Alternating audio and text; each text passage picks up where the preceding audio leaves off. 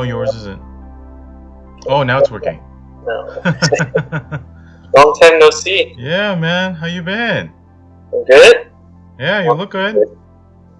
Yeah, it's great. Cool. Okay, we can start. If Let's you want to start, man. Okay. So I printed out like a couple of Questions?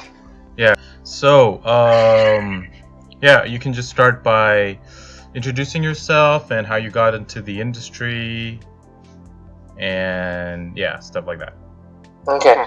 My name is Jackson Yeohga, and I started. Why are you laughing? Why do you look so sad, man? You look like That's you my, look like you don't want to be in this industry or something. that's my thinking phase. Oh, okay. My name is Jackson Yeohga, and I have been working in the industry since 2000 and I would say 2008. I graduated from college in 2006, but I was doing 2D animation, so I didn't know how to animate in 3D, but my goal was always to do 3D animation. And I was working for a studio that was doing commercial animation, so they kind of like helped me out there, like they kind of like taught me how to do 3D stuff, so I started doing everything, which is like modeling, texturing, rigging, but I was always focusing on animation. And then I started doing my own animation at home, and then I applied to a studio in Singapore called Sparky Animation, and I was hired there to do some animation, and I was there for 8 months. And then Lucasfilm Singapore started having this animation course. It's sort of like animation course for beginners, or like people who are like trying to, get into the industry. I mean, they hire people that have some experience but not enough experience, so kind of like beginners. So I was like perfect for that because I was new. It was called Lucasfilm Singapore back then, but now it's Industrial Light and Magic Singapore. This course is called Jedi Master Program, and the idea is that we are hired. We do have salary, a very low base salary, but for 6 months. For the first 2 months, they'll kind of give us like animation course, like they'll teach us stuff.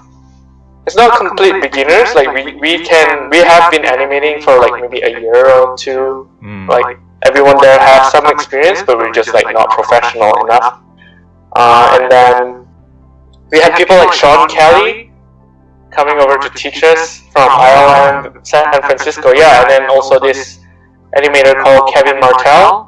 He came over to teach us, and he's now the supervisor in Ireland, San Francisco. He was one of the supervising animator for Marvel. The Avengers movie, the last one, Endgame. Yeah, he was one of the supervisors. So, but back then he wasn't. When he was teaching us, this was like 10 years ago. Right. Alright, 2008. That's when I went to Jedi Master Program. And then so that kind of kickstarted the professional part of my career, where I worked in Clone Wars. Like basically they hired us after the program, and I worked on for Clone Wars, the TV series, for about 2 seasons, and then I started doing work for Ireland, and the first movie I worked for is Rango, and then Transformer, and then Strange Magic, you met me there, and then then I just continued working on all these other films. And then 4 years ago, I decided to apply elsewhere, and I got a job at Sony Pictures, ImageWorks, and then that's where I did other films. Like I worked on Smurf, the Emoji Movie. I did Smallfoot.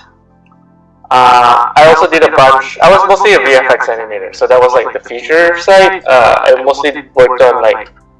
I was hired for Alice through the Looking Glass, and then I did the Meg, I did Kingsman, I did the last film I did was Men in Black, and then I also went to Ireland, Vancouver to work at Aladdin. Because it's all contract based, so once the contract's over, if it doesn't line up, there's a gap. So I try to apply for another studio. Thankfully, Vancouver has a lot of VFX studios. So that's where I went to Ireland, Vancouver. Sort of because Ireland, Singapore, and Ireland, Vancouver had connections, so it's easy for me to get back. Right. Then now I'm working on the next Jumanji.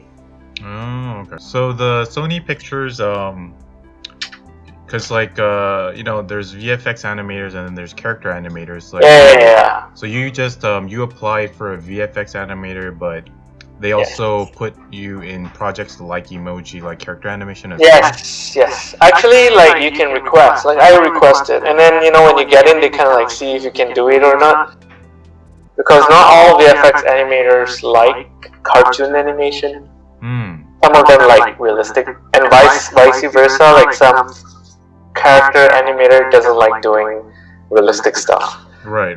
Yeah. So the departments are all together, or is it Yeah, it's together. We all sit in the same floor. Oh, I see. Yeah, and everyone is just animating, and I'm sitting next to a feature animator, right? It doesn't matter because once you're an animator, there's potential for you to go both. Right. It just depends on what movie you are going to be hired on. Right. Something like that. Once the contract ends, then you if they have space for other movies and your skill set is good for the movie, then you go for that. They'll hire you for that movie. That's pretty cool. Yeah, it's pretty cool. So if people like to do both things, then they can try for VFX, but it's really up to the supervisor if they want to hire you. And same with feature. That's pretty cool. Yeah. So you can work on a lot of different styles and projects. Yeah. I have more experience in visual effects because of my time in ILM Singapore or Lucasfilm Singapore. Yeah. So I would say realistic animation is more comfortable for me. Right. Even realistic acting, more naturalistic acting. Right. It's definitely more comfortable for me, and cartoony acting, I had to kind of learn that when I was doing Smurf. It's a very different world. It's very different things you look at. You look at appeal a lot more, and you look at shapes. Right. Whereas in VFX you look at weight, and you look at whether or not this is right physics on Earth. The second question is kind of explained it, but how did you break into the industry, and do you think it's about skills or about knowing the right people or both? During my time, it's kind of 10 years ago, right? I think the biggest break for me was getting into Lucasfilm Singapore, right? That was, I would say it's definitely skill for sure, 100% skill, right? You need the skill. But I also met the recruiter from Lucasfilm Singapore. And actually, she met me while I was still living in Malaysia. When I told you I worked for that first studio while I was doing commercial animation. Yeah. I went for the recruitment drive or something, and the recruiter, they went to KL. That's where I'm from, Malaysia, Kuala Lumpur, and that's where I met her. I got her card, and when I was working at Sparky, I actually emailed her and I told her, hey, I'm interested in this Jedi Master program.